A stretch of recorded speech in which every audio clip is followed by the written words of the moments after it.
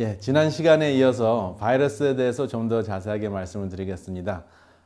이 바이러스에 대해서 많이 알면 알수록 우리가 두려움보다는 대처할 수 있는 방법이 있기 때문에 조금 이제 의학적으로 깊이 들어가도 이제는 이 코로나 바이러스가 빨리 통제가 될 줄 알았는데 통제되지 않기 때문에 바이러스에 대해서 더 궁금증이 많이 생기고 바이러스가 다 똑같다고 생각을 하지만은 바이러스가 엄청나게 다양한 사실 박테리아가 옛날에는 페니실린 하나만 가지고 해결이 됐던 시절이 있었는데 이제는 페니실린 하나만 가지고 해결되지 않는 것과 같이 이 돌연변이와 많은 변형이 생긴 것과 같이 박테리아보다 더 미세한 사실은 그 자체만으로는 생명체가 아닌 균, 그렇죠? 그래서 사실은 기생균 중에서 기생충이라 그러면 이제 큰 벌레이기 때문에 기생충이라고는 표현은 안 하겠지만 기생균인데 기생균보다 아주 일반 기생균 중에서 가장 작은 미세한 기생균이라고 생각을 하시면 되겠습니다. 왜냐하면 혼자서는 생존할 수 없기 때문에 항상 다른 생명체의 생명을 빨아먹고 사는 것이 이제 바이러스입니다. 근데 어떻게 이 바이러스가 증식을 하고 자꾸 변형이 되는지 잘 아시게 되면은 의아해하는 그러한 질문들이나 또 두려움이나 이러한 것들을 우리가 극복하실 수 있기 때문에 좀 더 바이러스에 대해서 설명을 드리겠습니다.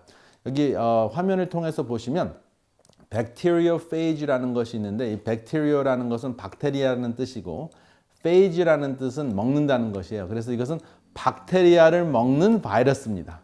그러니까 사실은 이 바이러스가 사람만 공격하는 것이 아니라 자기보다 좀 더 큰 박테리아를 공격을 하는데요. DNA가 들어있어요. 또 RNA 같은 게 들어있고요. 그 캡슐 같이 딱 들어있고 세포막에 박테리아나 사람 세포막에 고정할 수 있는 다리가 딱 있습니다. 그래서 고정한 다음에 주사기로 유전인자를 쏙 집어넣으면 그 유전인자가 세포 속으로 들어가서 세포 속에 있는 기기를 활용해 가지고 바이러스를 복제하게 만들고 그 바이러스가 복제가 되면은 이제 그 세포 속 바깥으로 나와서 다른 인체에 이동을 해서 이제 온 몸을 이제 감염시키는 것이 바로 이제 바이러스가 하는 일입니다. 그래서 지난번에도 잠깐 언급한 그 아데노바이러스, 이 바이러스는 좋은 역할도 할 수도 있고 나쁜 역할도 할 수 있습니다. 그래서 암을 죽이는 유전인자를 집어넣어서 암세포에다가 주사를 했을 때 암을 죽이는 바이러스로도 활용이 되는 것이 이제 아데노바이러스입니다. 그리고 반면에 이제 HIV 바이러스가 여러분 이제 잘 아시는 대로 1981년에 처음 그 에이즈라는 병이 이제 시작이 됐습니다. 그래서 이 바이러스도 계속 돌연변이가 생기면서 많은 사람들을 감염시키고 있는데 이제는 에이즈에 대해서 HIV에 대해서 굉장히 좀 조용합니다. 굉장히 두려운 질병이었는데 왜 조용합니까? 이것이 완전히 제거가 되지가 않았어요. 바이러스는 몸속에 침투해서 계속 유전인자를 복제해서 새로운 병균 같이 새로운 것으로 계속 변형이 되고 변종이 되기 때문에 완전히 없앨 수가 없습니다. 통제는 어느 정도 가능한데 통제하는 약을 다양하게 이제 복용을 하면서 HIV는 양성으로 테스트를 받았지만 몇십 년 동안 사는 이제 HIV 양성 환자들은 많이 있습니다. 그래서 에이즈까지 가지 않게만 되면 에이즈 환자가 돼서 생명을 잃는 것을 막을 수는 있습니다. 코로나 바이러스도 아마 시간만 충분히 주어지면은 그것이 가능을 하겠죠. 그리고 독감도 사실은 독감 예방 주사로 어느 정도 통제를 하는데 그것이 계속 바뀌기 때문에 그리고 또 그 병세와 그 다음에 이제 투자되는 그 연구비나 또 인적 자원이나 이 모든 것이 사실은 그 바이러스의 그 변종이 많이 생기는 만큼 여기에 투자되는 그 연구자나 그 다음에 투입되는 모든 그 엄청난 그 재정의 그 문제가 있기 때문에 이론적으로는 어느 정도 가능은 하지만 이것이 현실적으로 불가능한 것 같이 보이는 것입니다. 그래서 없애는 것은 불가능하지만 통제는 확실히 가능합니다. 인위적으로라도. 그렇지만 이제 더 중요한 것이 무엇인지 살펴보겠습니다. 여기 세포, 바이러스한테는 이 세포가 호스트입니다. 숙주라고 하죠. 근데 바이러스에 있어서는 그 바이러스가 기생균이기 때문에 어디에 기생하느냐? 세포 안에, 세포라는 숙주 안에 기생을 합니다. 그래서 감기 바이러스는 또 독감 바이러스는 복제 기기만 활용하고 활용한 후 세포를 터져서 죽게 만듭니다. 지금 바이러스가 침투를 하고 바이러스가 세포 안에 있는 기기를 활용해서 복제가 된 다음에 많은 바이러스가 이제 복제가 되면은 이것이 세포 바깥으로 뛰쳐나오면서 이 세포막을 터뜨립니다. 세포막을 터뜨리면서 숙주로 활용됐던, 이용당했던 세포는 죽고 새로운 수만 개의 바이러스가 온 몸에 이제 혈액을 통해서 모든 그 조직을 통해서 퍼지는 것입니다.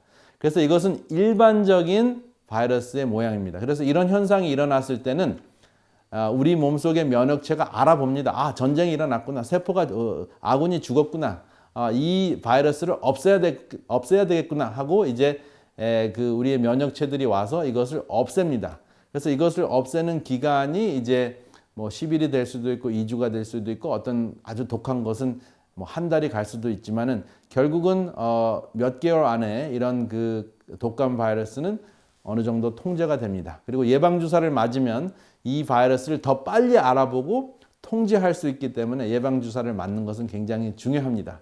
근데 반면에 이 DNA의 일부가 돼서 세포의 일부가 돼서 세포를 계속 활용하며 돌연변이가 계속 되면서 정상적인 세포를 활용하면서 정상적인 세포를 죽게 하지 않는 것이 바로 이제 코로나 바이러스나 HIV, 에이즈를 일으키는 에이즈 바이러스예요. 그래서 이 화면을 보시면은 이게 네모난 것이 이제 정상적인 세포인데 위에 있는 그 동그라미 이 부분은 바이러스가 침투하는 장면입니다. 침투를 해서 그 바이러스의 유전인자, RNA가 됐든 DNA가 됐든 그 유전인자를 집어넣습니다. 일반적으로 이런 그 세포를 침투해서 세포의 일부가 되는 것, 세포를 죽이지 않고 세포의 일부가 되는 것은 RNA 바이러스입니다. 그래서 일반적으로는 DNA가 RNA로 바뀌고 코드가 읽어지고 그 다음에 그 RNA가 단백질로 만들어지는 것이 일반적인 순서인데 이것은 DNA로 시작되는 것이 아니라 RNA라는 코드가 번역이 돼서 이게 부호가 읽혀져 가지고 DNA를 만들고 그 DNA는 사람 세포의 DNA의 일부로 변하는 것입니다. 그래서 사람 세포의 일부가 되니까 사람 속에 있는 인체 안에 있는 세포는 이것이 바이러스인지 모르고 계속 복제하는 것입니다. 그리고 그 바이러스 유전인자가 복제가 되면서 그 바이러스의 그 껍질을 무엇으로 만드냐 하면 인간 세포의 세포막으로 껍질을 만듭니다. 이 아랫부분에 보시면. 그래서 인간 세포의 껍질을 탈을 쓰고 바이러스가 바깥으로 나오니까 이거는 인간 세포 같이 보이는 거예요. 그러니까 싸울 수가 없게 되는 것입니다. 그래서 아주 미세한 그 효소를 발견하지 않으면, 바이러스 효소를, 특정한 효소를 발견하지 않으면 이것을 잡을 수가 없습니다. 그렇지만 HIV 같은 경우, 에이즈를 일으키는 HIV 같은 경우에는 이 바이러스의 효소를 찾아내서 그 인간 세포를 활용하는 그 단계를 활용하지 못하도록 하는 약들이 나와서 이제 HIV 바이러스는 차단을 하는, 통제를 하는 그러한 이제 과학의 혜택을 보기 때문에 HIV 감염이 됐다고 해서 반드시 에이즈 환자가 되지 않는 것을 이제 우리가 볼 수가 있습니다.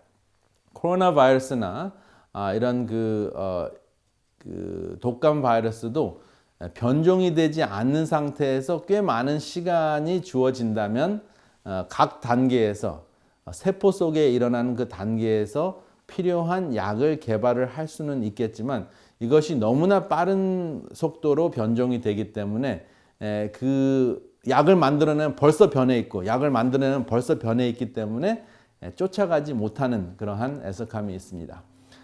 그래서 이것을 전체적으로 보면 일반 독감 감기 바이러스는 세포를 터뜨리고 세포의 막을 터뜨리고 코로나 바이러스와 같은 신종 바이러스는 세포막을 터뜨리지 않고 아주 얌전하게 나오기 때문에 정상세포가 그대로 살아났는데 감염된 상태로 정상세포도 증식을 하면서 신종이 계속 생긴다 하는 것을 기억하시면 되겠습니다. 그래서 이제 왼쪽 다시 한번 복습을 하면 왼쪽은 터지는 모습이 나오고 오른쪽은 터지지 않고 세포가 하나가 둘로 복제가 됩니다. 그래서 이러한 감염된 세포가 아주 온전한 상태에서 계속 복제가 되니까 이것은 정상세포였던 인간세포가 감염된 채로 계속 증식을 하니까 거의 암세포와 같이 증식을 하는 것입니다. 그러니까 잡기가 참 힘들다 하는 것입니다. 그래서 그것을 알고 계시면은 왜 이렇게 이 코로나 바이러스를 통제하지 못하는가 하는 것에 대한 답변이 어느 정도 되리라고 생각을 합니다. 돌연변이와 신종 또 하나의 중요한 그것이 있는데요. 돌연변이가 되기 때문에 신종 바이러스가 생기는데요. 정상세포는 그 세포가 복제될 때 1000만분의 1이나 10억분의 1 정도의 복제가 이루어진 다음에 실수를 한 번 정도 합니다.